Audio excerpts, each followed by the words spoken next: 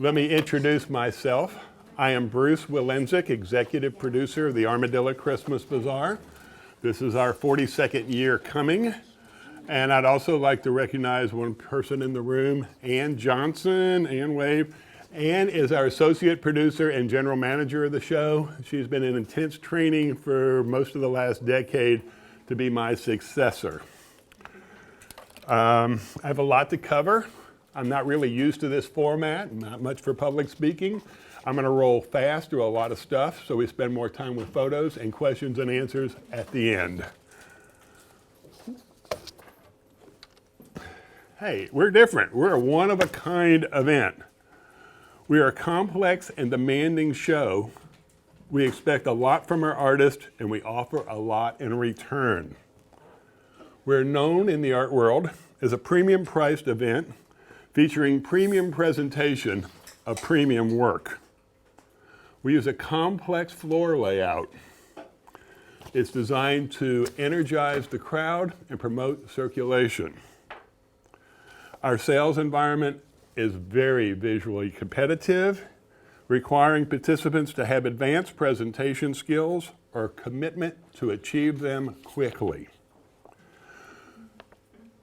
We've become a learning and teaching show because new artists must compete with others who have had decades of experience in developing skills in the Armadillo sales environment.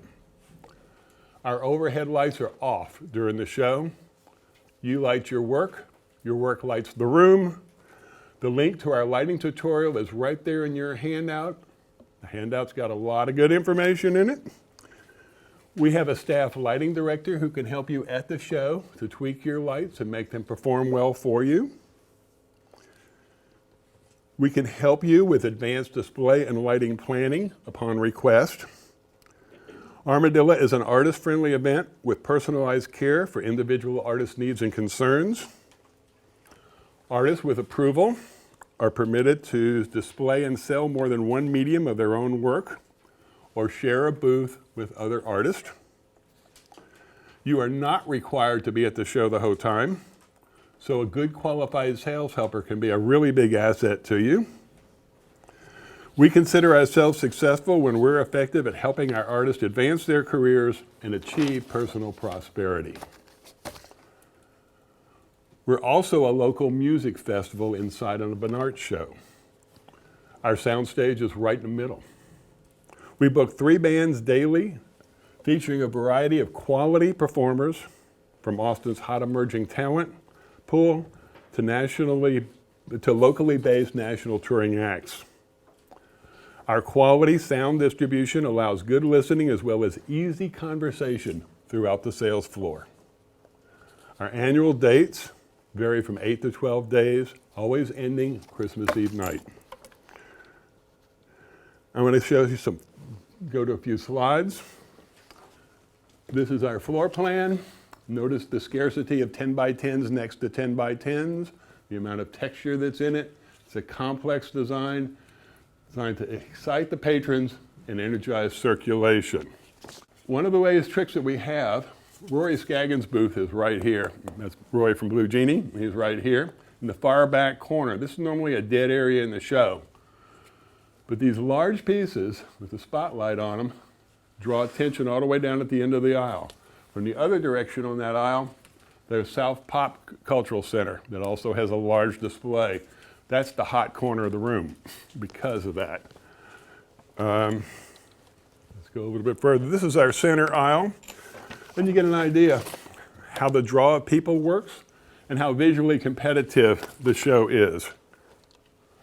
Here's an example of some really good presentation. Our best locations pretty much reserved for the best presentations. Here's an example of how our lighting director works. Artist sets up a booth and sets up her lights the best she knows how, first-year artist. A few hours later, Zach, the lighting guy, comes by and says, here, let me tweak a few things. The artist comes back and says, well, now it looks so much better, I want to rearrange some work, and so this is the next day. But the difference in sales potential here and here is tremendous. Here's examples of some shared booths. So basically, this is the glass artist, Eric Mort, who does the beautiful galaxies, sharing with 3 woodworkers. in the same space. We have 4 spaces in the show, here, here, here, and here, that are gallery space suited. This one is shared with 4 artists. Rita Ross is the primary artist. She's from the Thornton Road Studios. She shares with Jacob Colburn, Sandy Mulcaroy, and Stacy Martin. And it's a beautiful booth. They do so much commission work out of this. It's just a great asset for them. And here's another shared booth. Shows how beautiful 2 artists can work together. Very modern, very clean, very beautiful. This booth is located right here in the front door, right here. Every artist in this booth has been in the show since 1978. This is an example of one artist. This is not the artist herself, it's a sales helper. But this artist can't work in one medium. She just can't sit still to just do jewelry. She started off as a ceramicist in the show. All the work is hers, and it all sells well. This is our stage as seen from the front entrance. We have a view corridor that runs from here to here, right through 7 booths. And so you see how beautifully framed the juxtaposition is between the music and the art. And that really is how it works. Now, before we look at the application, I want to talk a little bit about how we evaluate people who do apply. Armadillo is a curated event with a more thorough evaluation process than the usual jury process is for fine art shows. These are the questions we ask ourselves about every candidate. First, are enough of our customers going to be delighted and excited by your participation in Armadillo? Do you offer the quality and type of work that will add to our overall appeal? Will we have an opening for your type of work? Next, will you be able to compete successfully in our sales environment? Can your presentation and lighting reach our standards? Is the sales appeal of your work competitive? Are your price points on par for your work in our market?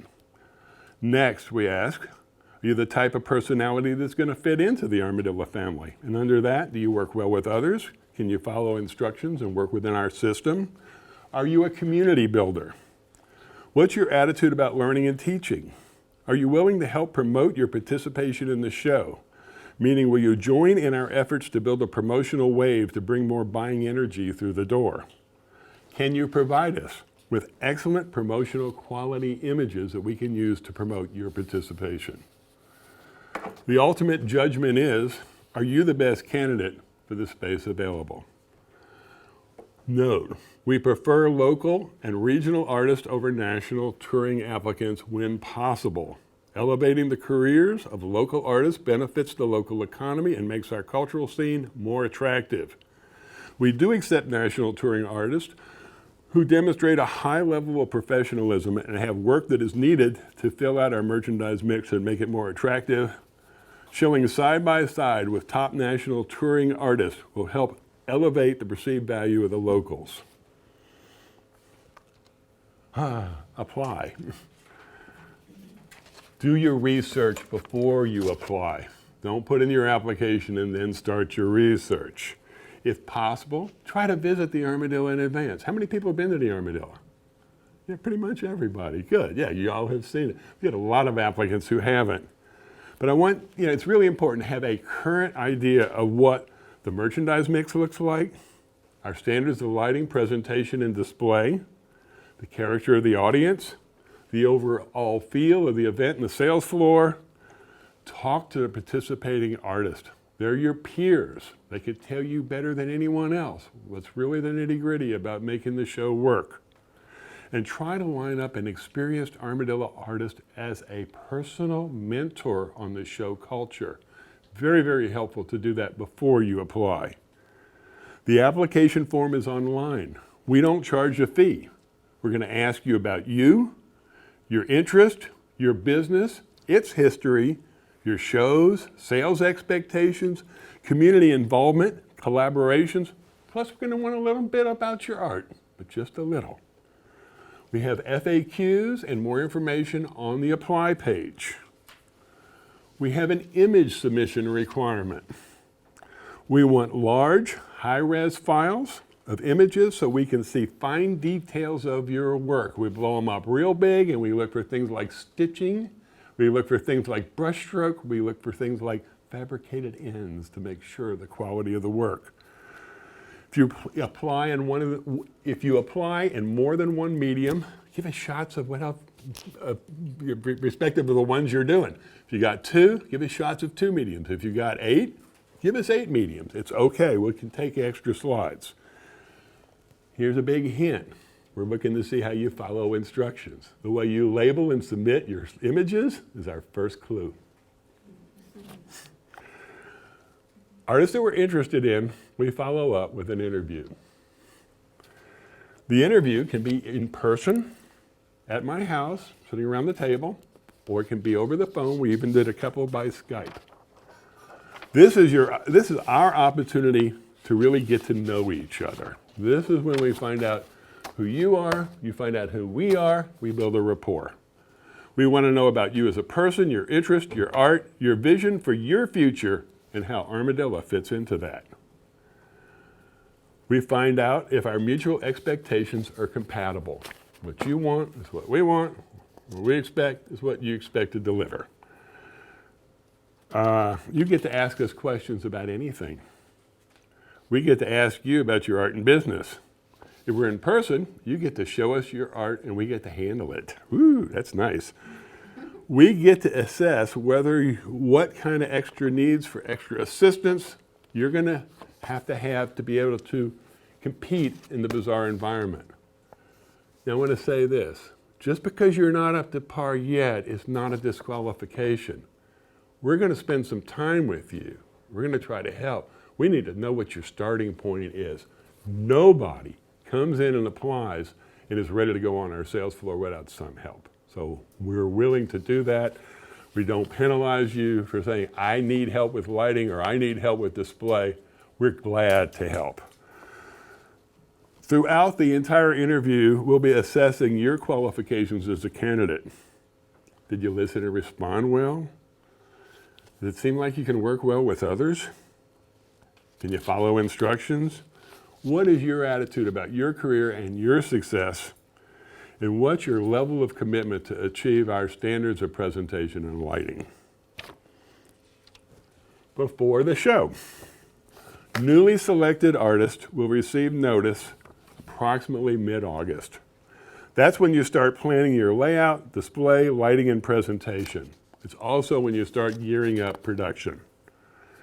Pre-show coaching opportunities. Oh boy, we spend some time on that. Our online lighting tutorial link, in case somebody doesn't have the handout, it's www.armadillobazaar.com/lighting. It's a very good lighting tutorial, and we go into some concepts. I'm going to briefly mention 2 of them. Eye bait is everything you do to get that customer's eye out of the aisle and into your booth to select a piece and to fall in love with it, to spend the time appreciating the quality of the work, the originality, and everything that gives its value. Eye bite, if I had my bright flashlight, I'd shine it in your eyes right now. That's everything that turns your eye away from the work and goes, oh, ouch. Our lighting is designed to enhance your eye bait and eliminate as much as possible that eye bite. Okay, we talked about that. We offer booth design assistance, display coaching, lighting design with component guidance, and presentation skill lessons from March through October. Please don't ask us Thanksgiving weekend to start. By then, we're way too late for the year. We also can suggest a senior Armadillo artist who can serve as a mentor for you and help you with those really important show culture questions. We'll send you out a bunch of pre-show forms, a pre-registration, a whole bunch of things like a load-in request, a media publicity survey, things like that. Look for those and please get them in on time. Worst thing we can do is have to divert vital attention from something that's going to bring customers into the show because we got to chase somebody down to find out when they need to load in. Let's see, so if we get them in on time. Payment is due November 1st check or credit card. We wait till the last minute to get it. We hope to give you plenty of time to get your money together so that you're prepared to pay it then. We provide a bunch of promotional tools. Boy, we got a bunch. We have gallery cards available for you to distribute at your fall shows. We try to include everyone who provides good images to us. We put you in our social media campaign as much as we can. Ann Johnson does an excellent EPK, that's electronic press kit, that's got a whole bunch of great little tools you can use in your graphics and social media.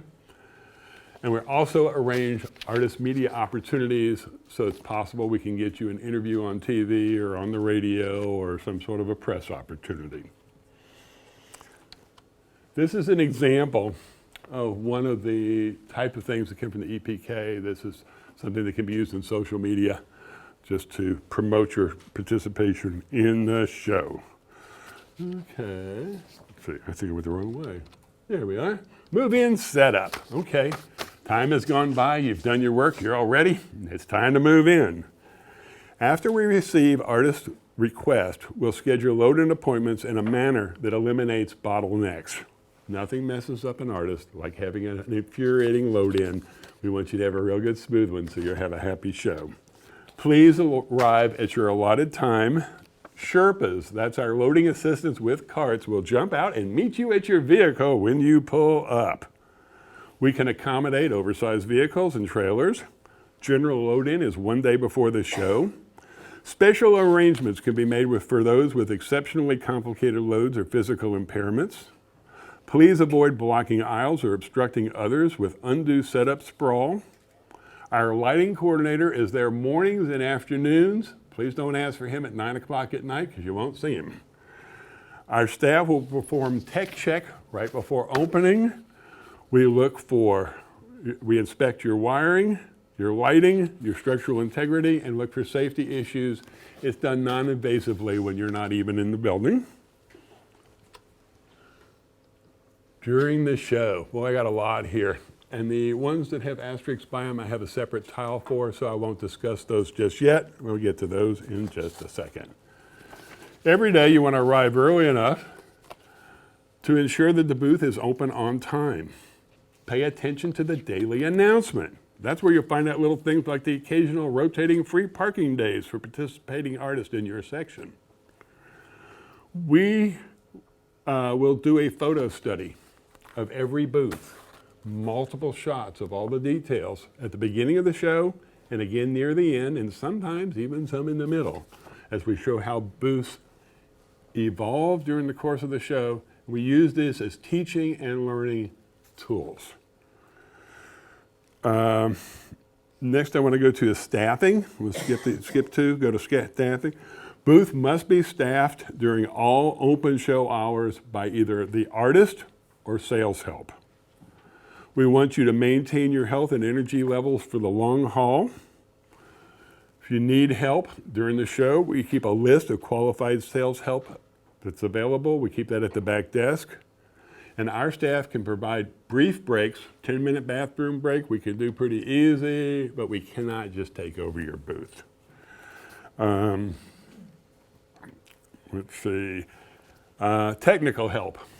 We look at booths all the time. When we see that a booth has got a problem, we're really good at figuring out how to do a quick fix. We call it a booth Band-Aid. We've done it many, many times for many artists. And it's the difference between, well, I'm kind of selling a little bit and wow, man, I can't believe how fast this stuff is going. Health and energy.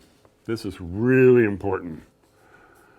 Avoid colds and flu by eating well, getting rest, washing hands, sanitizing, avoid unnecessary stress.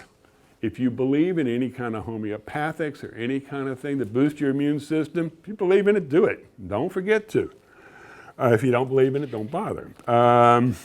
Schedule some breaks. Don't put yourself there the whole time. Schedule some go out to dinner. Schedule a nap in an afternoon. Schedule a time to go get a massage. That helps a lot. You want your best energy during the top sales days near the end of the show. 21st, 22nd, 23rd. The customers are ready to pump. If you've got the energy, you're on the other side of the transaction.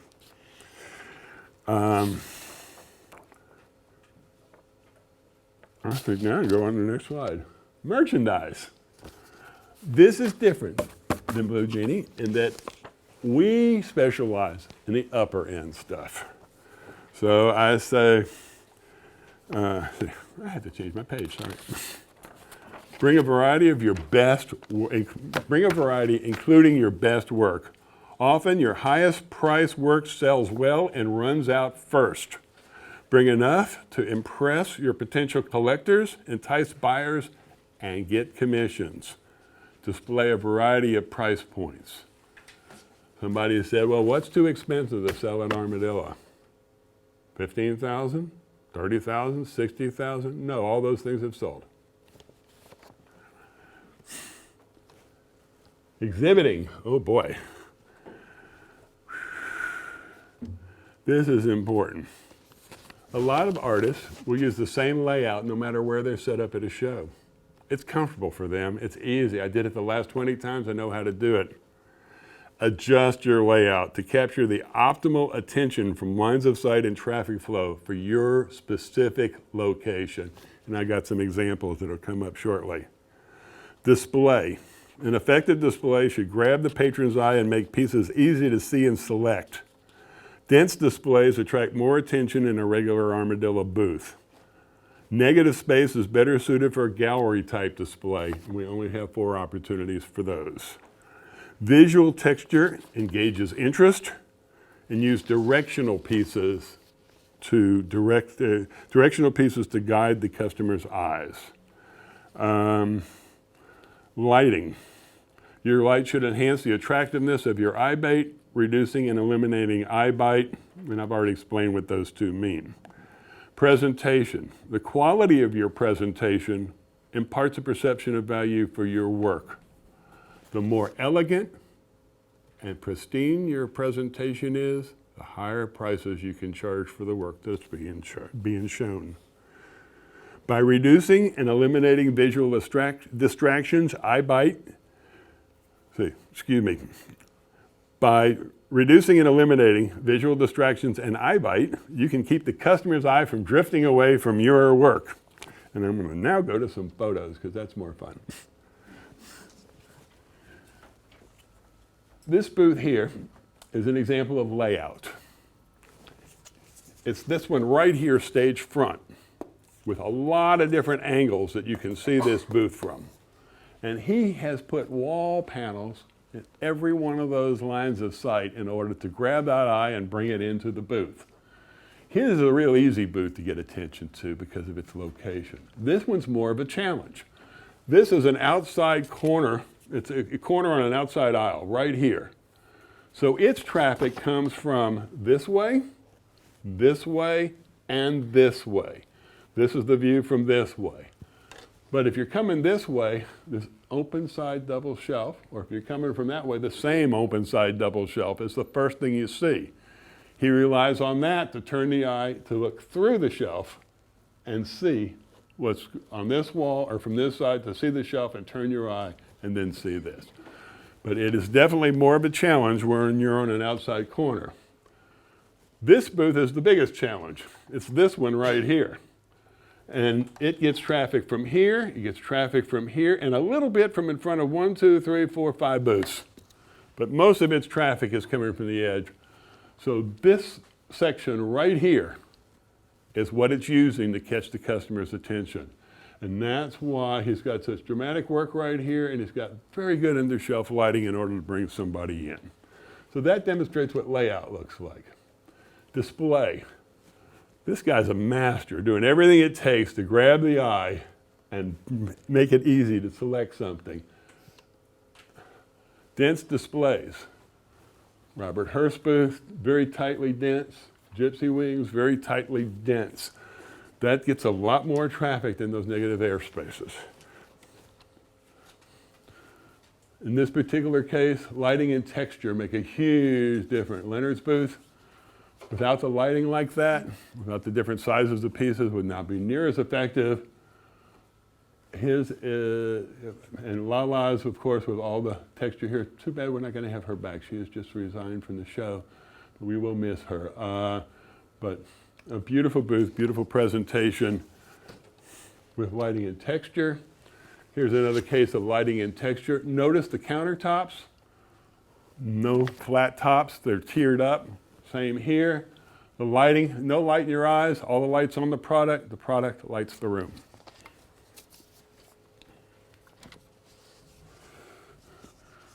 This is the case where appropriate for the character of the product.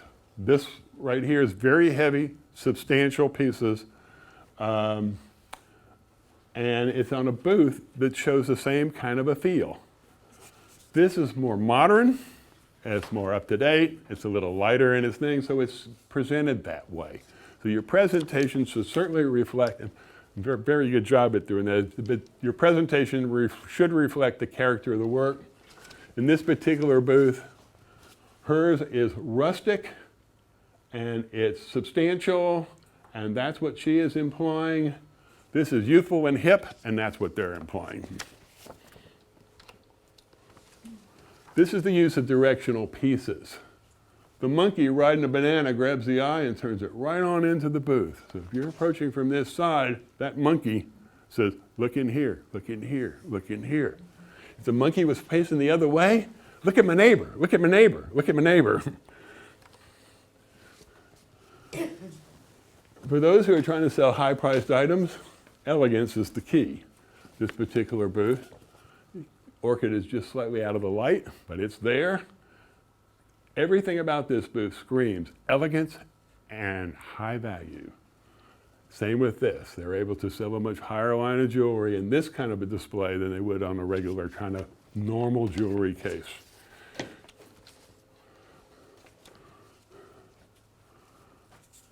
This is a shared booth. This is Yoshi and Susie Aoki from Oregon. And again, it helps elevate the perception of value for her jewelry, her sketches on the wall blown up big above the jewelry booth, and the fact that a lot of Yoshi's sculptural work is reflected in the jewelry, so the pieces relate to each other. It's very effective for sales. Here's a case of an absolutely beautiful booth from here down. But what is this? What is that? That visual distraction is caused by a couple of things. These walls are only 7 feet tall. We need to be 8.5. So the neighbor shows real easy. The other thing is a little bit of black fabric stapled to the back of that booth will make it disappear. But you don't want somebody coming in there looking at those nice kaleidoscopes and then turning their eye upward to the back of an ugly blank wall and then forgetting that they're looking at something that they love. Oh, ouch. I bite.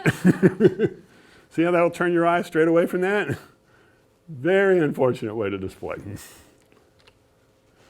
Here's a case of an artist who had an interesting challenge. Her booth is located right here. It was one of our last booths available when we accepted her. It's an 8x8, and she has all the panels to make a 10x10. And it has a really, really strong neighbor who's very bright, very powerful in sales, very attractive, and another one on this side. So you just can't have a regular old booth in here. It's just not going to work.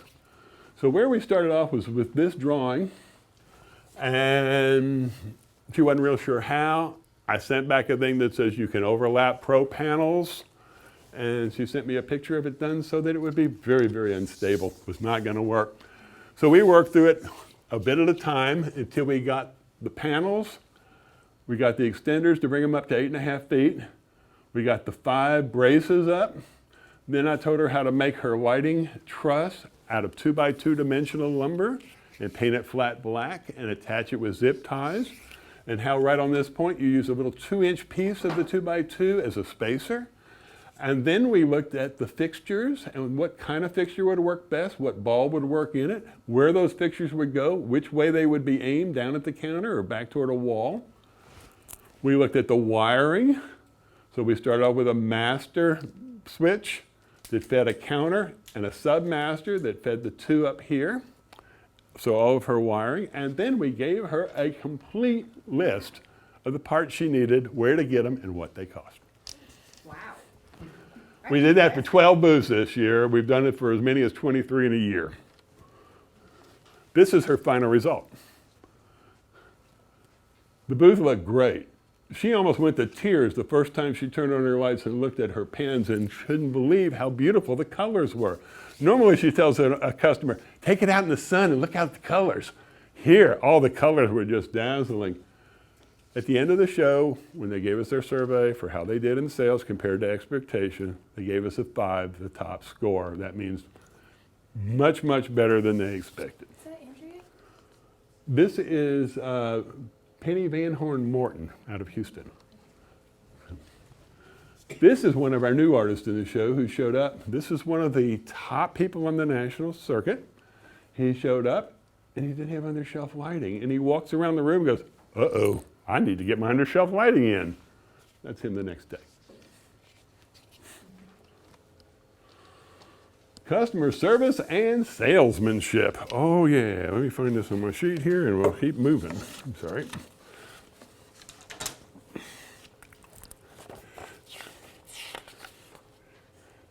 Yeah. At Armadillo, our patrons are very polite and very respectful. They're not going to walk into your unattended booth. They'll stand outside and wait for you. They won't walk in. Every other art show out there in America, artists lurk outside and wait for someone to walk in. Armadillo, don't do that. Be present and approachable. Make eye contact, smile, and engage. Look the part. Your dress, posture, and manner are all part of your overall presentation. Cell phones and devices are for business use only. Using them for boredom relief or entertainment will turn off your customers and reduce your sales potential. Keep your customers happy. Booth maintenance. It's a long shove.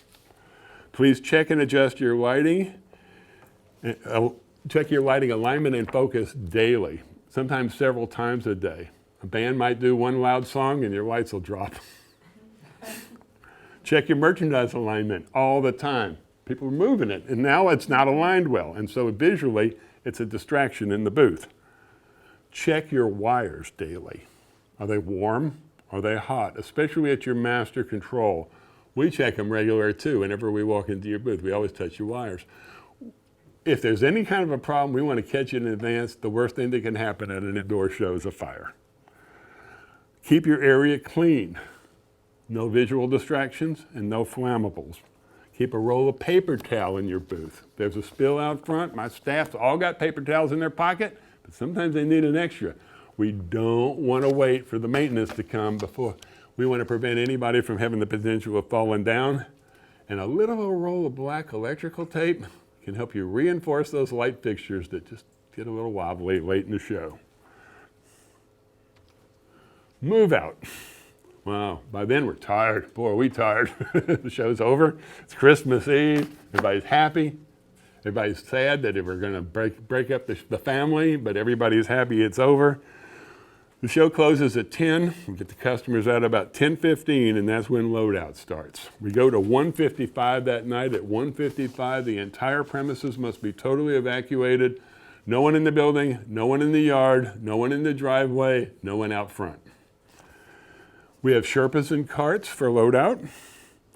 We use a system of one-way ramps with occasional no stopping, no talking, no hugging zones to ensure efficient flow through bottlenecks. We have further loadout for those who can't complete on the morning of the 25th.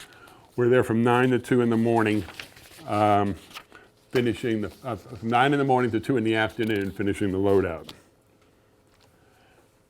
After the show, we will send you a survey right after the show. You need to get back to us in mid-January. That's where you give us your indication whether or not you want to continue in the show. That's also where you give us your feedback on how you did, how you feel about the results. Plus, we're desperate to get your observations and suggestions. We also want you to, at that time, use the new knowledge you got at the show to plan your improvements for next year's participation. It's really important. Do this when it's fresh in your mind. Don't wait till August and September and say, what was it that I was going to do last year after I finished Armadillo? No, you do it right away. Future considerations. Artists who are invited to return do not need to reapply. The criteria for us telling you that you can return are, was your participation appreciated by our patrons, staff, and management? Did your booth neighbors like being next to you? During the interview, we tell everybody that one of the things we're going to do at the end of the show is ask your neighbors, what was it like having John as a neighbor? And if they say, oh man, he was great. He's the best neighbor. We love having him. I hope we get him next year. That speaks really well for your coming back. And if they say, oh, I don't even want to go into the problems we had. Please don't put him next to me. No problem. He won't be next to anybody. We also want to know, let's see, did you use your space well? And did you fit in well with the show culture? Here's some examples of artists, of artists who came in. This was the first year attempt. This is April Murphy out of Houston. We spent a month talking to her probably 3-4 times a week, sending drawings back and forth. And this was the best booth she had ever presented in her life at that time. At the show, she got visited. She did great. Her sales were incredible. And right after the show, Bayou City in Houston said, will you be our featured artist for the spring show? She would have never consented to do that without the confidence she gained at Armadillo and the display chops that she got at Armadillo. She did so well during that. But then she came back her second year and look at the booth improvement. She learned. This is what we want to see from our artist. This advanced her career. She's saying now she's doubling her sales at every show she's done since Armadillo as compared to what she was doing before. Here's another example. Tom and Amanda Beach. They got in late in a small booth the first year, and they did the best job that they'd ever done at presenting. They thought they hit it out of the park, and they did quite well. But this was the improvements the second year. Some people weren't that quick. We had one booth. Branda's mama started this booth in 1981. She was a Renaissance Festival jeweler. Brandon was a little boy, and he'd hang out in the booth. Mama's kind of moved on and has passed the title to the booth to the son, and this is what it looked like in the mid-90s. He had cleaned it up quite a bit. You got these nice new cases, 2 wooden ones there and the tall one here. Invested in the wrong lights because you notice the visual distraction above of the white lights and red garland, but not bad for mid-90s. That was his booth in 2016. By the way, same case, same case, same case. YearLong. Check in and confirm your participation by July the 4th. We want to hear from you second half of June through July 4th, everybody, that you are in good shape, that there's no obstacles that are going to cause you problems. There's nothing you're worried about whether or not you're going to be able to do Armadillo this year. And we also, during the year, want you to let us know anything that comes up that might cause an impairment to your ability to do the upcoming show. A lot of times we can help. Sometimes we can't. But if you're fragile, we need to know so we can arrange an alternate. Obvious with this booth plan, booths are not easily interchangeable, and with the amount of time it takes out front before this show, finding a substitute in November is pretty hard. So we want you to check in July 4th. We want all your new promotional images so we can start our PR campaign. We'd like those June 1st. And everything you've heard already about images, that goes for us too, except we like ones that we can blow up billboard size, because sometimes those images do wind up on billboards. I already said notify us about any changes in your ability to do the show. Notify us about any changes about your booth design, the products that you intend to carry, or anything you'd like to do differently concerning booth sharing. We also expect you to stay healthy and happy and make and sell beautiful art.